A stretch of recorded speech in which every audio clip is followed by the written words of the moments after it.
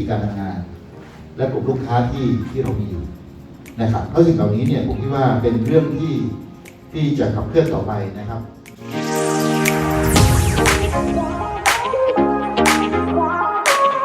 ก่อนที่เด็กจะคิดไอเดียในทางธุรกิจคุณต้องถอยกลับไปฟังลูกค้าโปรเซสของการ customer survey เป็นสิ่งที่สำคัญ